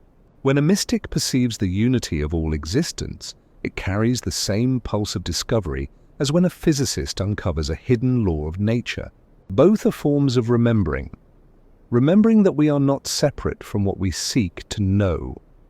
In that sense, every scientific breakthrough is also a mystical revelation. The discovery that matter is mostly empty space, that particles behave like waves, that time can bend and flow. Each of these unravels the illusion of solidity and invites a deeper intimacy with existence. Likewise, every mystical insight gains meaning when it enters the language of observation, experiment, and shared understanding. What one intuits, the other confirms. What one dreams, the other measures. Together, they shape a more complete vision of truth. And beneath all of it, water continues to whisper. The same element that fills our cells, that drifts through clouds and veins, that carries memory in its subtle patterns, also carries the reflection of this unity. For when the scientist peers into its molecular dance, they find harmony, bonds forming and breaking in a rhythm that seems almost alive. And when the mystic gazes into a still pond, they find the same message in the silence. Everything moves together. Everything belongs. Perhaps this is where the boundaries begin to dissolve, where inquiry becomes reverence, and reverence becomes inquiry. To study water is to study ourselves because our minds are mirrors made of it. Our thoughts ripple through its structure. Our feelings rise like tides within it. The scientist measures those waves. The mystic feels them. And both, in their own quiet ways, listen for the same truth beneath the surface, that there is no separation between the observer and the observed, between matter and meaning, between the drop and the sea. In the end, the scientist and the mystic are not two figures standing apart. They are reflections of a single consciousness trying to understand itself through different lenses. Their dialogue, though centuries long and sometimes filled with conflict, is really a love story. One between the measurable and the immeasurable, between intellect and intuition, between light and the mirror that receives it. And when both finally fall silent, when equations and mantras fade into the same stillness, what remains is what was always there, the shimmer of truth, the quiet pulse of water, and the infinite mind gazing back at itself, calm, clear, and whole. Light has always been a messenger, silent, swift, and ancient. It moves through the vacuum like a thought without a source, weaving reality from vibration. When it touches water, something extraordinary happens. The meeting of these two elements, photon and molecule, is not merely an interaction of energy and matter, but a conversation. One speaks in waves, the other in rhythm. Together, they compose the first language of life. In laboratories dimly lit by the glow of lasers and blue screens, scientists have begun to glimpse this subtle dialogue. They observe how water, when exposed to certain frequencies of light, changes its internal structure. The molecules, once restless and disordered, seem to align, forming networks of coherence, as though they've remembered a pattern too delicate for the naked eye. The effect is fleeting, almost shy but measurable. Water, it seems, listens. This discovery has roots stretching back to the earliest questions of what light truly is. For centuries, physicists debated whether it was a wave or a particle, a vibration or a discrete spark. The answer, of course, turned out to be both, depending on how it was observed. Water, in its own way, mirrors this paradox. It can flow like a wave and crystallize like a particle. It is fluid and form at once. When the two meet, the boundary between light and matter begins to blur. Some researchers speak of exclusion zones, regions within water where order emerges spontaneously when light passes through. The molecules in these zones form layered, honeycomb-like lattices capable of holding charge, storing energy, and even influencing the behavior of nearby matter. This structured water behaves differently from its ordinary counterpart. It becomes more viscous, more conductive, almost alive with potential. In the faint pulse of light, water seems to awaken. But what does it mean for a substance to respond to light, not just physically, but informationally? In quantum theory, light is a carrier of information. Each photon holds the possibility of communication, not in language as we know it, but in resonance. When light touches water, it may not simply heat or move it. It might inform it. Patterns of coherence, once imprinted, can persist, subtle but real, as though the water remembers the rhythm of the light it met. The Italian physicist Emilio del Giudice and his collaborators explored this frontier with bold curiosity. They proposed that water could form coherent domains, regions where billions of molecules vibrate in unison, sustained by the electromagnetic fields of light. Within these domains, information could be stored not as chemical bonds but as frequencies, a kind of symphony humming beneath the visible world. To them, water was not inert. It was a dynamic medium, a bridge between energy and form, between radiation and life. If this is true, then every pool, droplet, and cell is constantly engaged in a conversation with light. The sunlight that strikes the ocean does not simply warm it, it organizes it. The photons that pass through our bodies, through the water in our blood, our eyes, our neurons, may leave impressions that shape the rhythm of our biology. In this view, the body becomes a shimmering field of resonance, absorbing and releasing light in a dance of memory. Some might call it poetic speculation. Yet even within mainstream science, the relationship between water and light remains a frontier too intricate to dismiss. Biophotons, faint pulses of light emitted by living cells, are now measurable phenomena. They flicker from DNA and proteins like whispers of communication passing through the body's watery medium. These photons appear to synchronize activity across cells, maintaining coherence in the living system.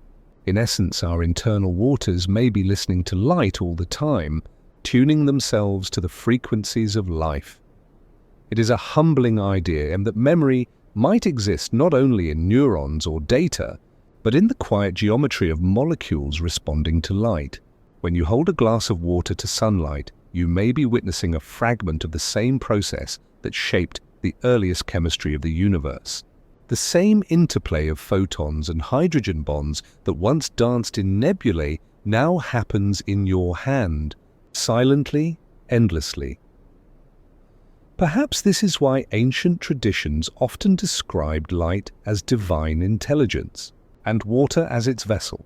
In alchemical texts, the marriage of the sun and the sea symbolized enlightenment, the fusion of spirit and matter. Modern science, in its own language, is rediscovering the same image, coherence born of resonance, Order emerging from illumination, and if we follow this thread deeper, we arrive at a possibility that borders on wonder, that consciousness itself may arise from this interaction.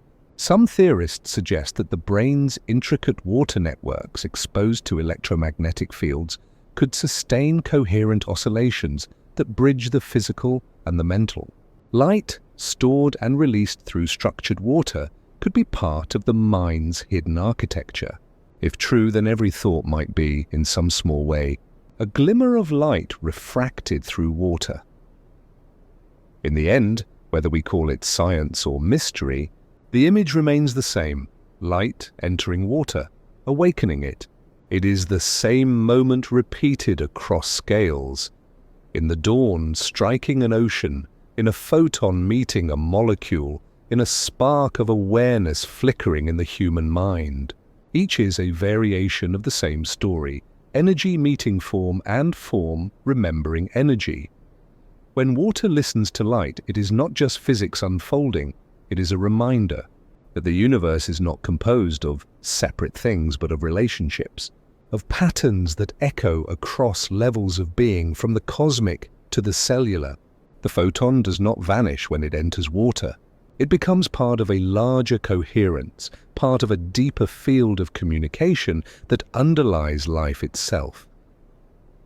And perhaps that is what we are, too. Patterns of light and water, remembering the first conversation between energy and form. When we lift our eyes to sunlight glinting on waves, we are seeing the reflection of our own origins. We are watching the universe whisper to itself in a language older than time, and somewhere, in the depths of every molecule, the water listens still, holding the memory of light, waiting to shimmer again. If you were to listen closely enough, you might hear it, the pulse of a living planet. It moves not in heartbeats but in tides. It flows not through veins, but through rivers and clouds. From the frozen crowns of mountains to the dark chambers of the ocean, water is Earth's bloodstream, circulating memory through the body of the world. Every drop that falls, rises, freezes, and melts again is part of a story billions of years old, repeating itself in endless rhythm. The hydrological cycle is not just a process. It is a planetary breath. When clouds gather above vast continents, they do so like lungs drawing in air. Moisture condenses from invisible vapor into visible form, the way thought condenses into feeling. Each droplet, shaped by temperature and dust, begins a journey. Some will drift for days, carried across oceans by winds that move like ancient arteries. Others will fall within moments, returning to soil, to leaves, to rivers. And yet none of it is random. It is a choreography so vast it defies comprehension, a dance where the dancers are both memory and movement. In this way, the planet remembers. The glaciers of Greenland hold in their frozen layers a timeline of the Earth's breath, bubbles of ancient air trapped like fossils of atmosphere. When scientists core into these icy archives, they are reading the diary of the planet, each layer a page of temperature, composition, volcanic ash, and sunlight. It is through water that we know what the planet once was. Warmer, colder, more turbulent, more alive. The ice remembers storms we never felt, summers we never saw, and extinctions we never mourned. Even in the desert, where rain is a rumor, the memory of water lingers.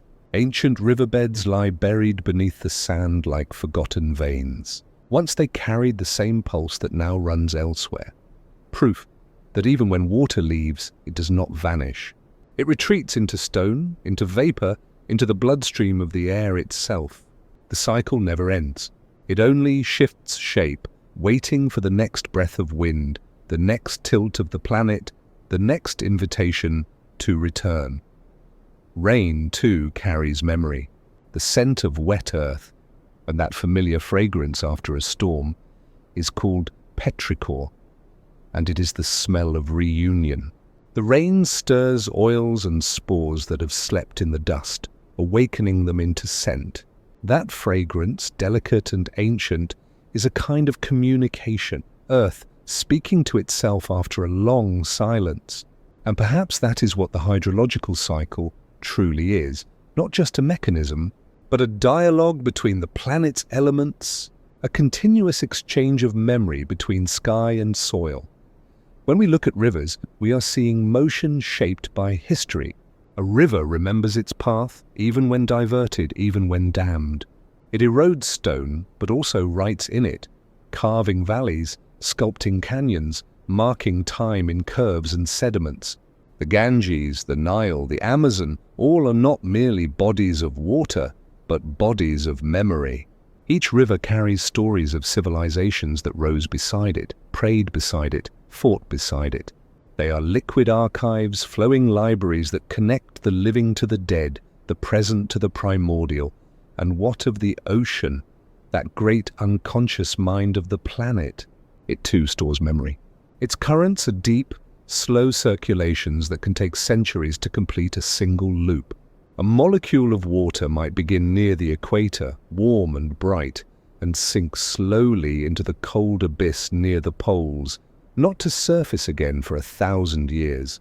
In that time, it will have witnessed the breathing of the earth, absorbing carbon, exchanging heat, bearing the weight of climate itself. The ocean is not passive. It is the memory keeper of temperature, of motion, of life. Its surface may shimmer with light, but beneath lies a labyrinth of slow recollection. And yet, like all memory, it is fragile. As the climate warms, glaciers retreat, rivers dry, and the balance of evaporation and rain shifts. The pulse falters. When the Arctic ice melts, it does not just raise sea levels, it releases the past.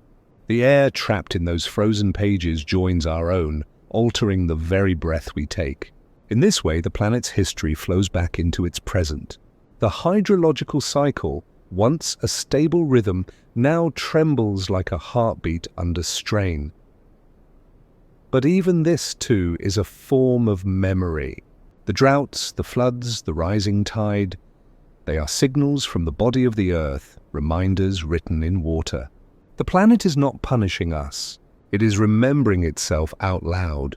Every storm, every surge, every shifting current is a communication from a system aware of imbalance. If water carries memory, then perhaps it also carries emotion. The planet's way of feeling change, of expressing what words cannot.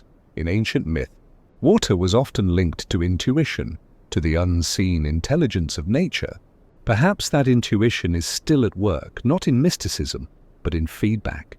The oceans absorb heat, the clouds shift their patterns, the rain finds new paths. The system adapts, compensates, recalls. It behaves as though it knows, not in consciousness as we define it, but in coherence. The same coherence that allows a molecule to remember light allows a planet to remember balance. If you could rise high enough to see the full cycle, from vapor to storm to snow, you might feel a sense of recognition. It is the same pattern that beats in your chest, that flows through your veins. The hydrological cycle and the circulatory system are mirrors of each other. Both maintain equilibrium through motion, both cleanse and renew, both rely on flow to sustain life. When one stagnates, illness arises. When one overflows, destruction follows. The health of the planet and the health of the body are reflections of the same law. Balance through movement. Memory through flow. So when you stand by a river, You are standing beside your own pulse, magnified. When you drink from a stream, you are partaking in a cycle that once moved through clouds, glaciers, forests, and oceans. The planet's water becomes your water. Your body becomes part of the planet's rhythm. And in that exchange, memory is shared. From world to being, from being to world. Perhaps the Earth does not think in the way we do, but through water it remembers. The rise of mountains, the breath of forests, the silence of ice. And maybe if we listen carefully enough, we might hear its pulse again, slow, steady, ancient. The same rhythm that once sculpted valleys and carried clouds across the sky still moves within us, whispering that we were never separate from this living body of blue. There comes a moment, after all the outer exploration, when the direction of inquiry reverses. The telescope turns inward. The ocean, the clouds, the rivers, all of them begin to echo inside you. Their tides find their mirror in your pulse. Their stillness, their motion, their storm, all of it somehow exists in miniature within the human body. Tonight, as we drift further into this quiet reflection, we return to that most intimate ocean, the one flowing through you right now, the one that listens, remembers, and moves with the rhythm of life itself. Close your eyes if you wish, and let your awareness settle. Beneath the noise of thought, beneath the hum of the world, there is movement, a gentle surge behind your heartbeat, a faint whisper in the blood. it is not metaphorical, and it is literal, physiological, ancient. The same hydrogen and oxygen atoms that once spun through distant nebulae now flow through your veins. Each breath you take exchanges water with the air, vapor rising and returning, joining the endless planetary cycle. In this quiet moment, you are not apart from Earth's circulation. You are one of its currents. When you inhale, moisture gathers in the lungs, invisible droplets drawn from the atmosphere. When you exhale, you release them back, carrying with them a trace of warmth, a signature of life. Even the act of breathing is a tide. The air comes and goes just as the sea rises and falls. The boundaries blur. Where do you end and the world begin? The truth is, there is no edge, only exchange.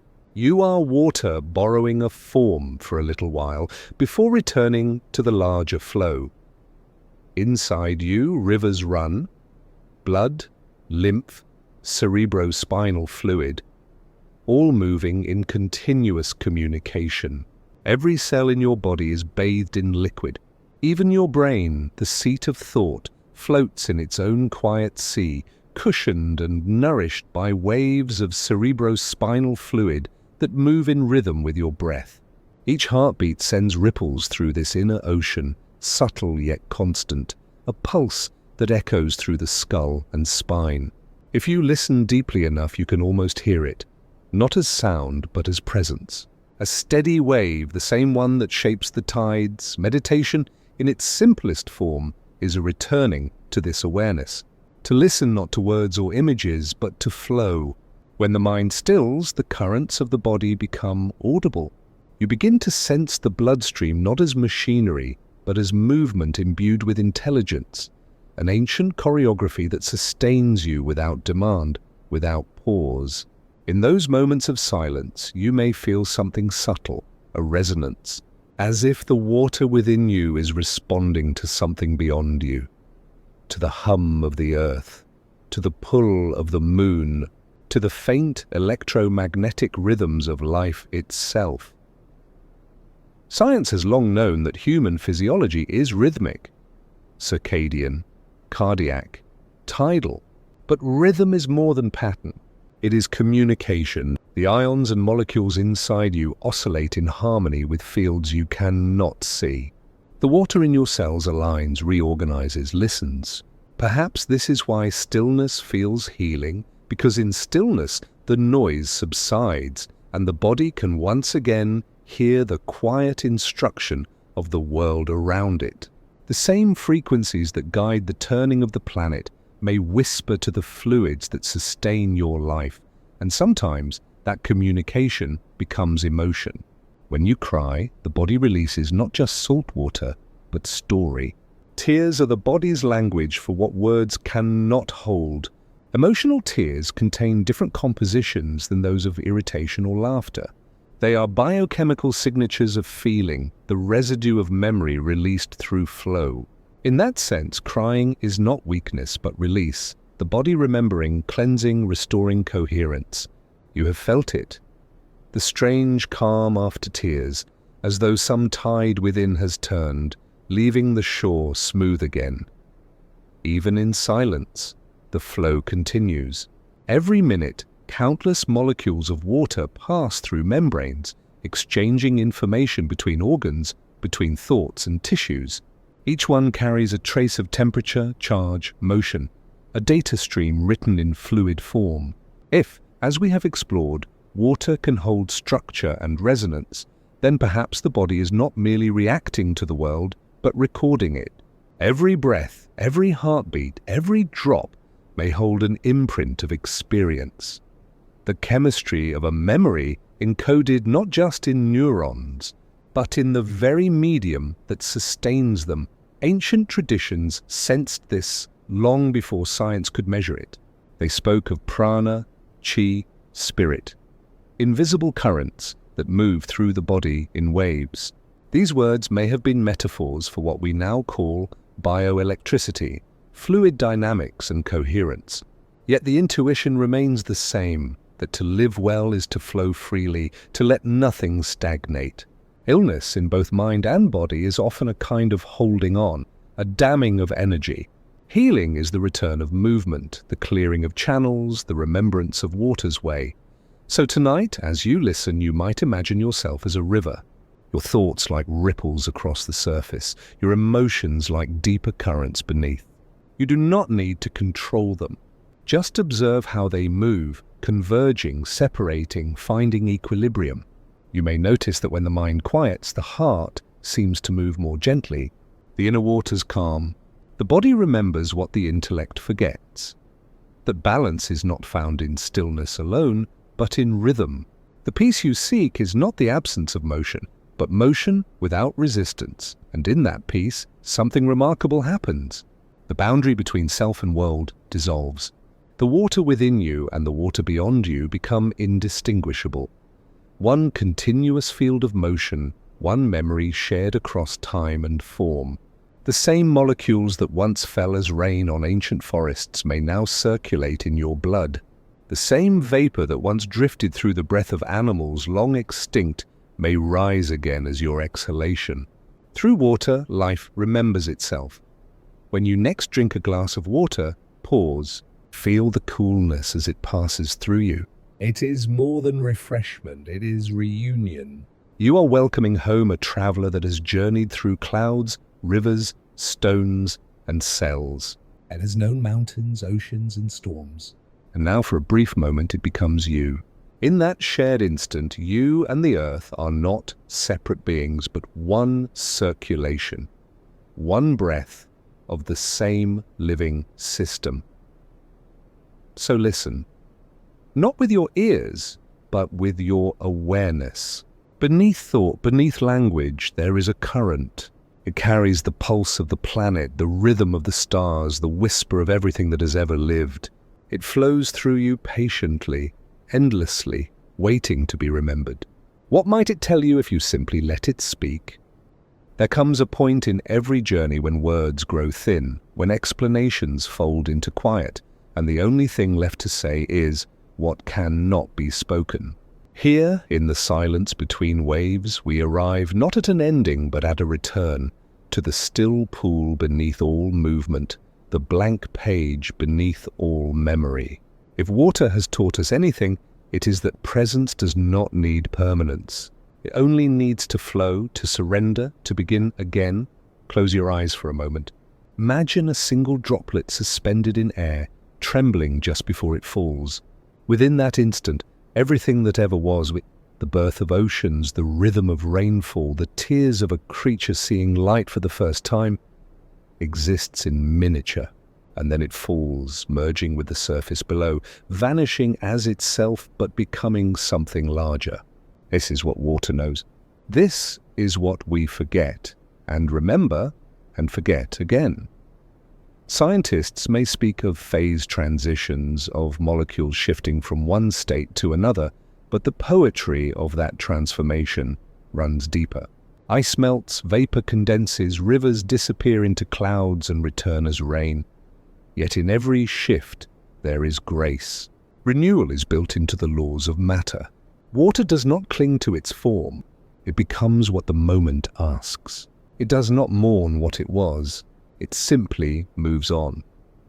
Perhaps the greatest mystery of water is not its structure or its memory, but its mercy, its ability to hold everything, the beauty, the damage, the noise, and still remain clear. Even the dirtiest stream, given time and motion, finds its way back to purity. That is not chemistry alone. It is an intelligence written in the flow of things, a quiet resilience at the heart of being. And so we find ourselves here, between breaths, between thoughts, floating in that same intelligence.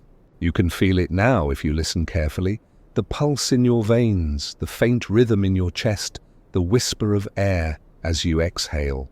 Beneath all of it, water moves, translating emotion into motion, carrying memory as vibration. It listens without judgment. It remembers without holding. It teaches us that clarity is not emptiness, but the space to receive everything. Maybe this is why so many traditions began their prayers with water. To cleanse, yes, but also to align, to become a vessel again.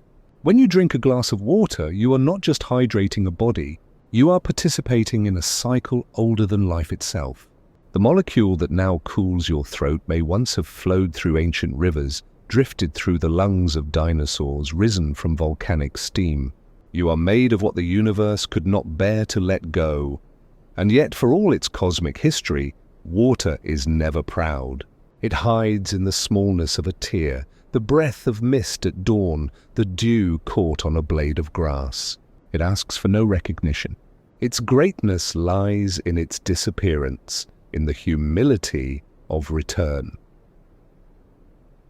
So when we speak of memory, perhaps we are mistaken to think of it as storage. Water remembers not by keeping, but by allowing. It becomes what it touches, then releases it.